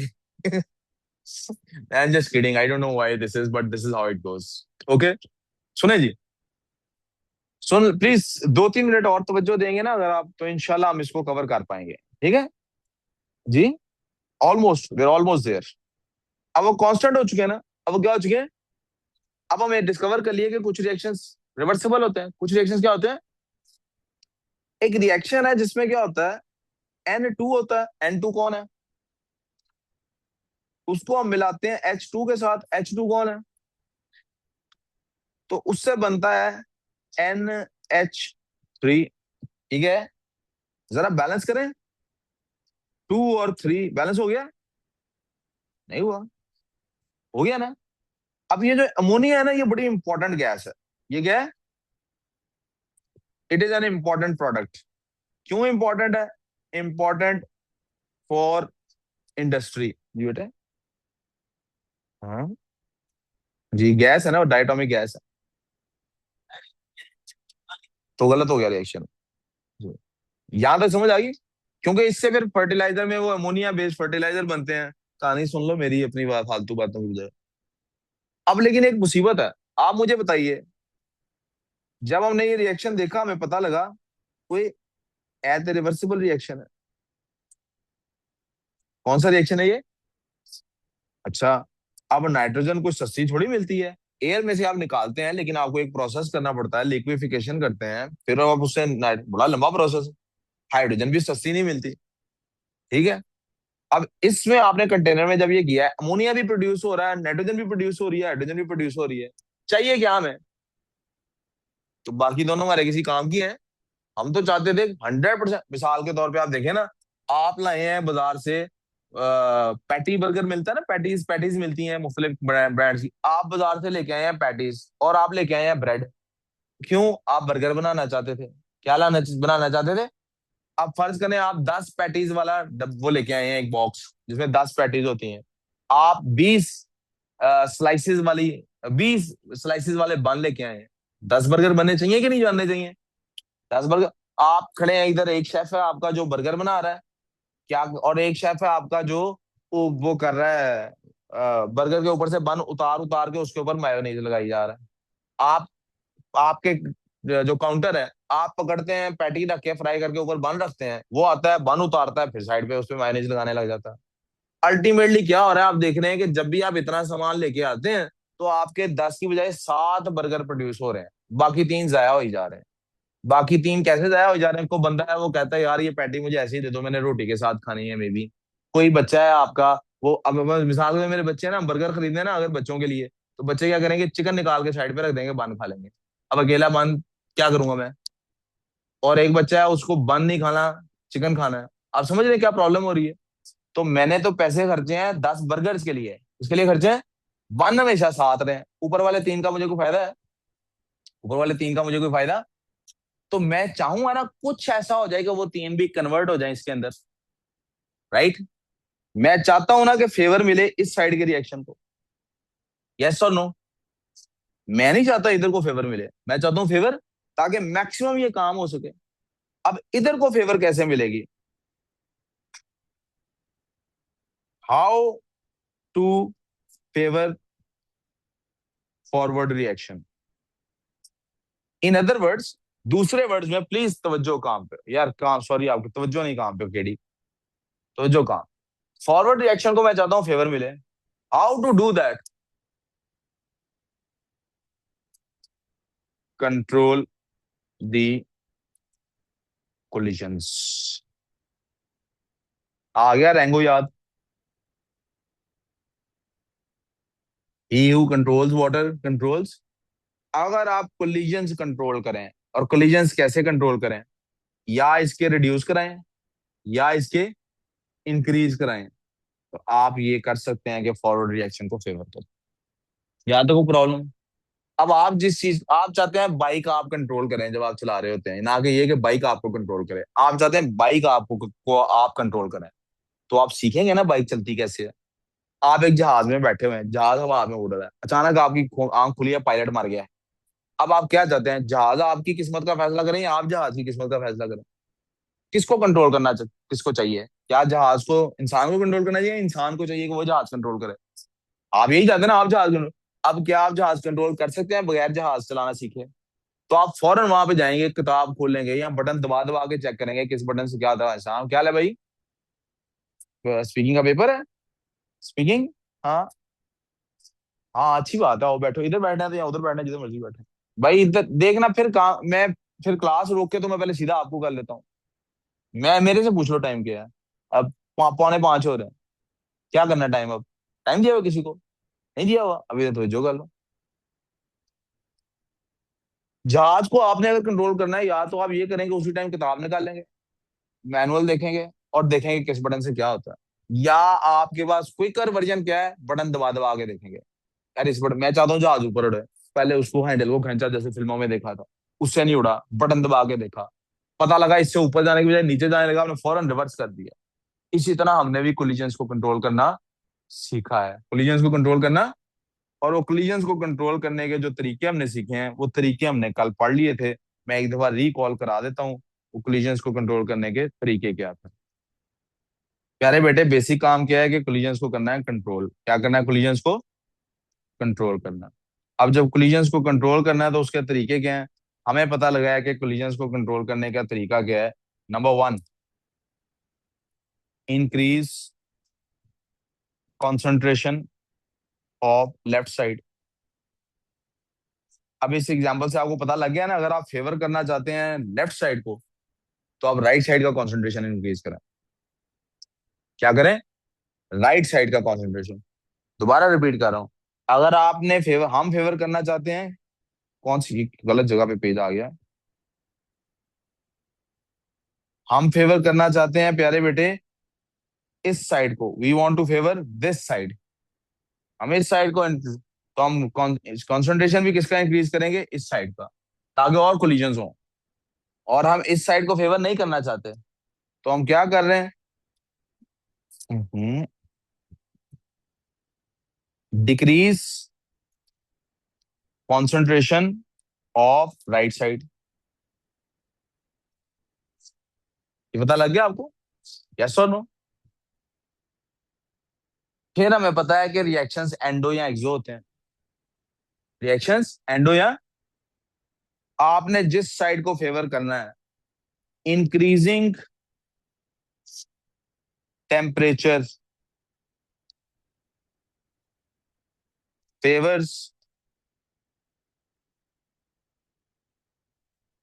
The endo side, endothermic side. क्यों?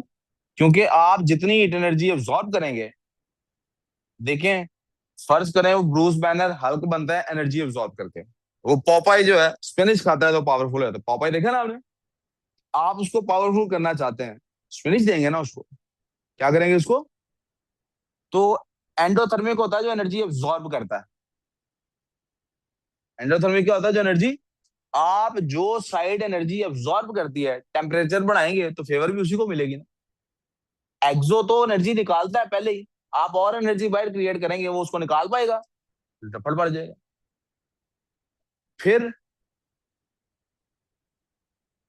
इंक्रीजिंग प्रेशर, प्रेशर से क्या चीज कंप्रेस होती है, सॉलिड, लिक्विड या gas? Increasing pressure favours the side with lesser moles of gas. जिस साइड पे गैस के मोल्स कम होंगे, उस साइड को फेवर मिलेगी। जिस साइड पे गैस के मोल्स कम होंगे, प्रेशर इंक्रीज करने से उस साइड को, तो डिक्रीज करने से दूसरी साइड को फेवर मिलेगी। आखिरी की चीज जो हमें पता होनी चाहिए क्या है, catalyst does not favour any side. Catalyst किसी भी साइड को फेवर नहीं करता। It only affects speed. Of reaction. ये सिर्फ स्पीड को फर्क डालता है। सर कंसंट्रेशन की बात दोबारा समझाते हैं।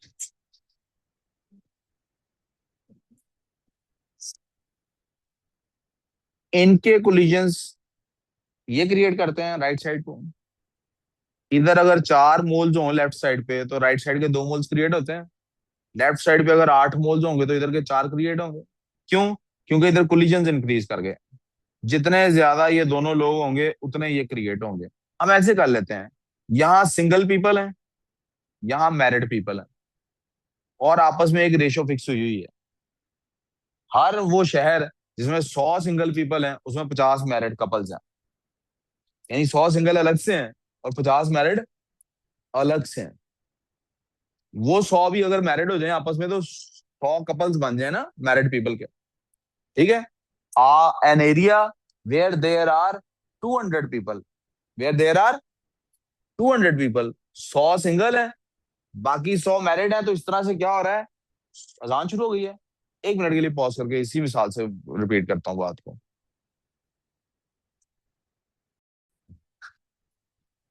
मैं बता रहा था, एग्जांपल दे रहा था कि अगर फर्ज करें एक टाउन है बेटे, मैम को जाए कहना शानजिया मुजफ्फर की अम्मी की कॉल आ रही थी मेरे फोन पे, पता नहीं क्यों कॉल बैक कर लें। सुने जी, अगर एक टाउन है जिसमें 200 लोग हैं, 100 मैरिड है और 100, तो इसका मतलब है हमारे पास 50 मेल सिंगल हैं, 50 फीमेल सिंगल हैं और 50 हमारे पास मैरिड कपल्स हैं। किंजा ये बात समझ आ गई आपको कि नहीं? Yes sir. अब ये लेफ्ट वाले भी सारे मैरिड हो जाएं तो 100 कपल हो जाएंगे, लेकिन ये डायनामिक इक्विलिब्रियम है। जितनी शादियां होती हैं उतनी तलाकें हो जाती हैं। यही रेशो फिक्स रहती है। रेशो हमेशा यही फिक्स रहती है। यहाँ तो कोई कंफ्यूजन? No sir. हर 2 लोगों की शादी पे एक कपल की तलाक हो जाती है, ऐसे कर लेते हैं। ये क्लियर हो गया? अब ये रेशो फिक्स रखनी है हमने, 50 मेल्स 50 फीमेल्स 50 कपल्स। अब ये रेशो हमेशा हमने फिक्स रखनी है, ये रेशो हमेशा हमने। तो भाई अगर बाहर से कहीं से 50 मेल्स और 50 फीमेल्स और आ जाएं, 50 मेल्स और 50 फीमेल्स और आ जाएं, तो मुझे जरा बताइएगा क्या कपल्स की तलाकें शुरू हो जाएंगी या मजीद शादियां शुरू हो जाएंगी? जी किंजा। चला। रेशो फिक्स करने के लिए रेशो फिक्स करनी है। अब टोटल 100 मेल हो गया, 100 फीमेल हो गई है, लेकिन कपल्स अभी भी कितने हैं? 50 हैं। रेशो ओरिजिनल फिक्स करनी थी कि 50 मेल हो, 50 फीमेल हो, 50 कपल्स हो। अब रेशो में कुछ इम्बैलेंस क्रिएट हो गया है। क्या इम्बैलेंस क्रिएट हो गया? सिंगल पीपल बढ़ गए हैं। रेशो वापस वही वापस अचीव करनी है। तो क्या तलाकें कराएंगे या शादियां कराएंगे? और शादी। इसका मतलब, और अगर ऐसा हो कि ये 50 रहे, ये भी 50 ही रहे, और बाहर से कहीं से 50 मैरिड कपल ऑलरेडी मौजूद थे, 50 मैरिड कपल और आ गए हैं।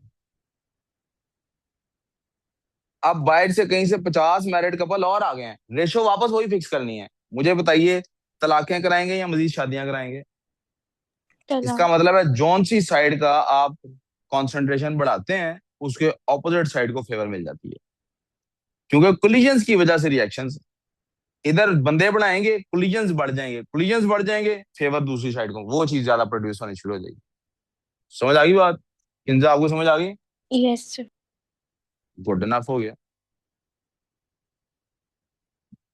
Now coming to the closing topics. आखिर में हमने जो भी हमने पढ़ा था उसमें एंड पे उसने कहा था आपने रिवर्सिबल रिएक्शन पढ़ लिया, उसकी सारी चीजें पढ़ ली। जरा एक बात तो बताइए, दो बड़े मशहूर इंडस्ट्रियल रिएक्शंस हैं, इंडस्ट्रियल लेवल पे दो प्रोडक्ट्स प्रोड्यूस होते हैं, एक इस साइंटिस्ट ने बना के दिया था इन सारे प्रिंसिपल्स को यूज करते हुए। जाता हूँ अभी, 1 मिनट हौसला कर ले। यहाँ वो कहता है एक बड़ा साइंटिस्ट था, उसने जनाब ये एक इंडस्ट्रियल लार्ज स्केल पे एक और ये रिवर्सिबल रिएक्शन था। ये रिएक्शन है भाई हमारे पास, ये हमारे पास रिएक्शन है। तो कहता है जी इस रिएक्शन को ठीक कर लेते हैं जी, रिएक्शन को भी।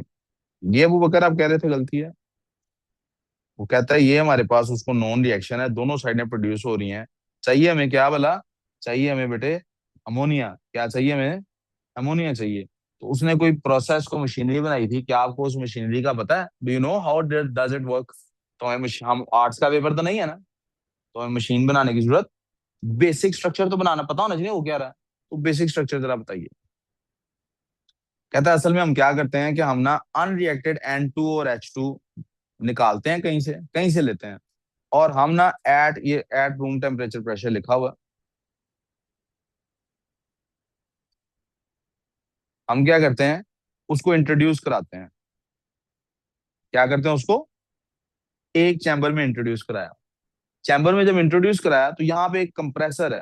कंप्रेसर क्या करेगा, गैस के पार्टिकल्स को, कोलिजन्स को इंक्रीज कराएगा। कोलिजन्स को जरा देखिएगा, गैस के मॉलिक्यूल्स, गैस के मोल्स इधर कितने हैं, इधर कितने हैं, गैस के काउंट कर रहे हैं हम, ठीक है ना। हमने क्या कहा था, प्रेशर किस साइड को फेवर करेगा, जिधर गैस के मोल्स कम होंगे, इसलिए हमने प्रेशर करा दिया। ना भी प्रेशर इंट्रोड्यूस कराते रिएक्शन स्टार्ट। जब हमने ये प्रेशर करा दिया, आपको रट्टा मारना है इस बात का कि क्या प्रेशर आपने अडॉप्ट करना। मेरे पास मैंने कहीं देखा कि एक समरी कहीं बनी हुई थी, मैं ढूंढता हूँ आपको देता हूँ, जिसमें जितने भी हमारे पास पूरे केमिस्ट्री में टोटल 10-12 कैटलिस्ट आपको याद करने हैं, उनकी एक उसने समरी बनाई थी। यार ये कैटलिस्ट ना होता है, ये वो मैं समरी आपको ढूंढ के I give you the print out, इंशाल्लाह मुझे रिमाइंड कराइएगा। वैसे भी रिएक्शन बाय रिएक्शन आपको पता लग जाए तो बहुत अच्छी बात है। जो वो कर, अभी मैं उधर तक गया ही नहीं, जहां पे हूँ वो समझ आ गई आपको। हमने एक कंप्रेसर के अंदर इनको डाला, जब इनके कोलिजन्स बढ़े तो ये ट्रेवल करके जब सामने गई, तो जनाब हमारे पास एक चैम्बर है। इस चैम्बर को हम कहते हैं रिएक्शन चैम्बर। यहाँ पे ये रिएक्शन शुरू हो गया। इधर हमने क्या रखा हुआ है, 200, प्रेशर तो वही है, टेम्परेचर हमारे पास आ गया 450।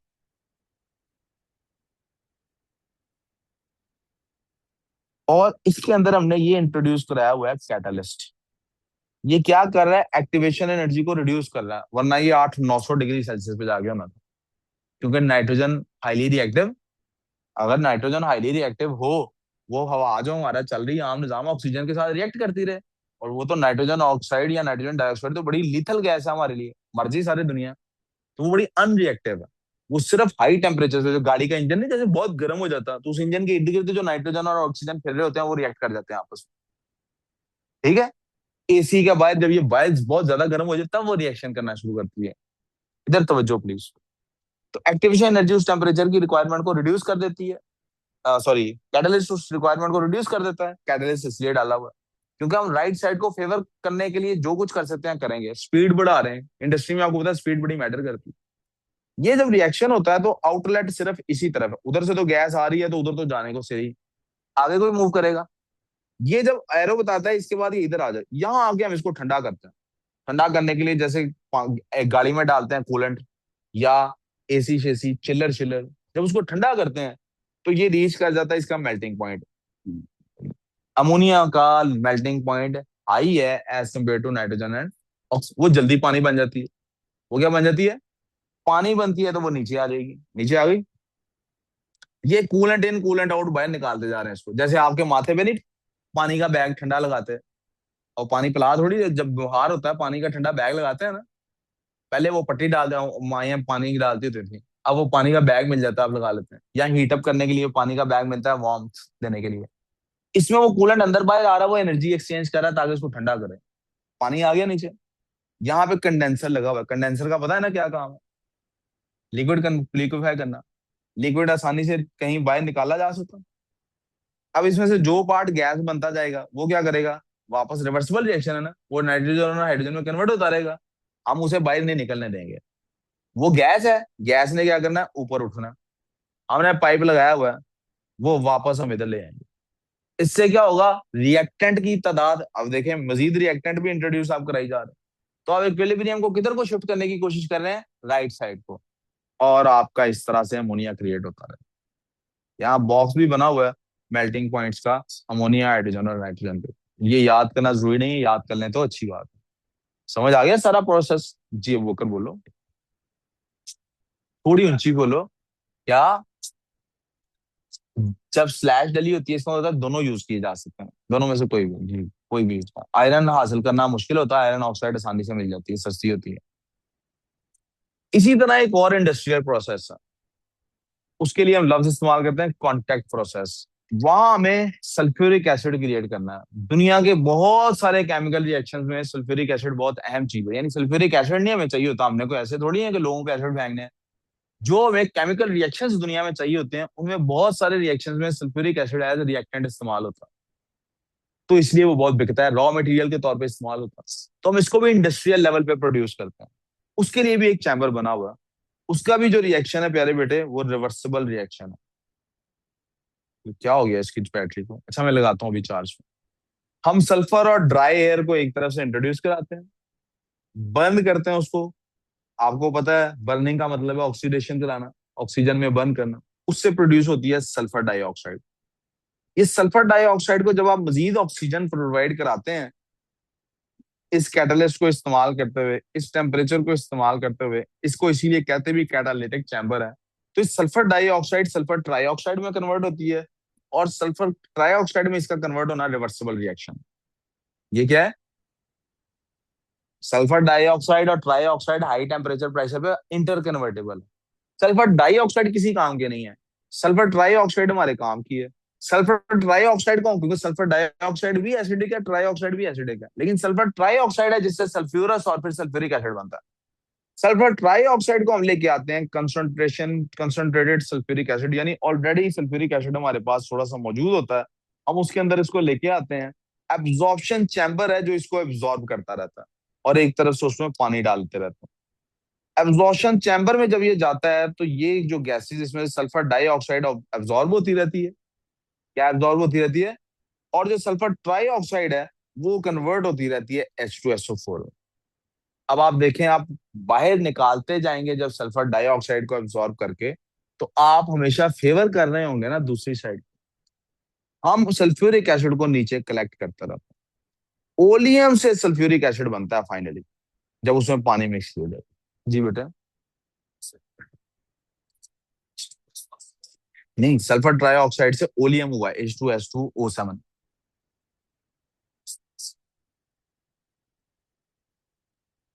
H2SO4 हमारे पास ऑलरेडी कुछ अवेलेबल होता है किसी दूसरे प्रोसेस से।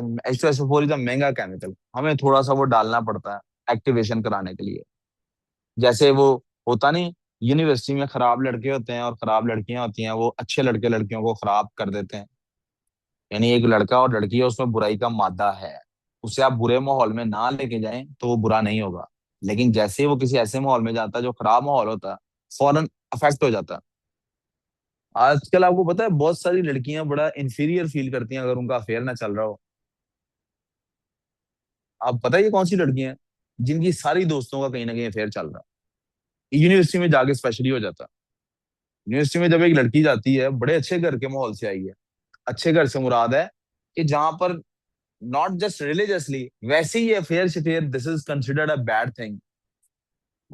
रिलीजियस भी और ना भी रिलीजियस हो तब भी दे थिंक अपनी एक इज्जत होती है, एक अपनी वो क्या कहते हैं उसको, एक क्लास होती है बंदे की, एक जेंटल मैनलीनेस होती है, मर्द हो या औरत हो उसके अंदर। वो ये इन चक्करों में नहीं पड़ने वाले घर वाला होता है। एक बच्चा है, उसने ना कभी अपने कजनों में किसी को देखा को चक्कर चलाते हुए। हाँ? किसी को भी नहीं देखा। उनकी फैमिली में इस तरह का ट्रेंड नहीं है। वो एक अचानक से यूनिवर्सिटी गया है, यूनिवर्सिटी में 6-8 घंटे गुजारता है, और वो देखता है उसके सारे लड़का देखता है सारे मेरे जो दोस्त हैं वो चरस पीते हैं बाहर खड़े होके। मैंने कभी सिगरेट भी नहीं पी। तो वो जब उन दोस्तों के साथ जाता है और उन्होंने सारों ने चरस पीनी होती है या शीशा पीना होता है, वो वेला उधर बैठा क्या करे, सारे ताने उसको मार रहे होता है। वो क्या फील करना शुरू कर देता है? इंफीरियर। वो ऐसे नशे पे लग जाता है। इसी तरह लड़की देखती है, हर लड़की का चक्कर है, कोई बॉयफ्रेंड है, मेरा तो कोई बॉयफ्रेंड नहीं है। तो वो क्या फील कराती हैं दूसरी लड़कियां उसको। उन्होंने अपने आप को तो गलत नहीं कहना, इसको गलत कैसे कहना? तुम वही बदसूरत, तुम्हारे पीछे कौन आए? तुम वही पेंडू, तुम्हारे पीछे कौन आए? इसको क्या फील होने लग जाता है कि ये मेरी चॉइस नहीं थी कि मेरा चक्कर नहीं है। इसको फील होने लग जाता है ये दुनिया की चॉइस है कि मेरे पीछे कोई नहीं। तो फिर ये क्या? अब मादा तो इंसान के अंदर कुरान बता रहा है अल्लाह ने अच्छाई और बुराई दोनों का रखा हुआ है। तो फौरन क्या चक्कर में पड़ जाता है? उसको साबित करना नहीं मैं भी अच्छा हूं या मैं भी अच्छी हूं। तो वो इस चक्कर में खराब कामों में, आपने देखा इन्फ्लुएंस कैसे इंपैक्ट करता। ये बात मेरी समझ आ गई?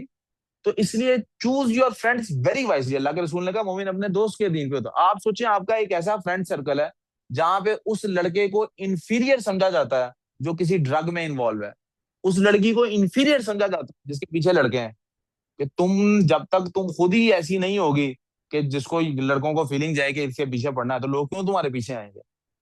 ऐसे सर्कल में अगर आप हो तो आपका कभी इस तरफ ध्यान, क्योंकि आपको इस तरह तरफ जाता हुआ गिल्टी फील होगा, इंफीरियोरिटी फील होगी इसके अंदर। इसी तरह से बास केमिकल रिएक्शंस ऐसे होते हैं, वो नहीं स्टार्ट होते जब तक के जो चीज प्रोड्यूस करनी है वो थोड़ी सी इंट्रोड्यूस नहीं करा दी जाती। इसकी सबसे अच्छी मिसाल पता क्या है? अब असल में मुआशरे में वो चीज खत्म हो गई है, तो आप लोग शायद इससे उस तरह से फेमिलियर नहीं होंगे। जब हम बहुत छोटे थे तो घरों में दही बनाने का रिवाज ज्यादा था, और वो क्या होता था, बच्चे को कहा जाता था जा जाग लेके आ। जाग क्या होती थी, करीब जो दूध दही वाली दुकान होती थी उधर जाते थे, वो 1 टीस्पून जितनी दही डाल देता था उस प्लेट में, मुफ्त, बगैर पैसे दिए। आप घर लेके आते थे और जिस दूध की दही बनानी होती थी उसमें वो 1 चम्मच दही इंट्रोड्यूस करा दिया जाता था, सारे दूध को वो दही में कन्वर्ट कर देता था सुबह तक। इसी तरह इस रिएक्शन में हमें थोड़ा सा H2SO4 इंट्रोड्यूस कराना पड़ता है। सॉरी, स्टोरी लंबी होगी, असल बात जो बतानी थी, हमें थोड़ा सा H2SO4 इंट्रोड्यूस कराना पड़ता है। वो H2SO4 सल्फर डाइऑक्साइड को ओलियम में कन्वर्ट करता है, और ओलियम जैसे ही पानी में मिलती है वो किस में कन्वर्ट हो जाती है? H2SO4 में। समझ आ गई बात क्या हो रहा है? ये जो आगे मजीद प्रोड्यूस हो रहा है वो कलेक्ट हो रहा है। थोड़ा सा दही जब हमने डाला है दूध के अंदर, तो वो जो बड़ा सारा दही का देशा बन गया या जग क्रिएट हो गया, वो कलेक्ट नहीं करना अब हमने। समझिए। अब उसमें से फिर 1 चम्मच साइड पे कर लें, बाकी सारा भेज दें बेचने के लिए, 1 चम्मच साइड पे कर लें। वो क्या किया जो 1 चम्मच साइड पे किया, वो सुबह फिर उसके अंदर डालेंगे नई दही जमाने के लिए। ठीक है, यहाँ बेशक लिख लें दही वाली मिसाल, ताकि याद रहे क्या हो रहा है। Clear on this? यहाँ पे मैं वीडियो की रिकॉर्डिंग को रोक रहा हूँ।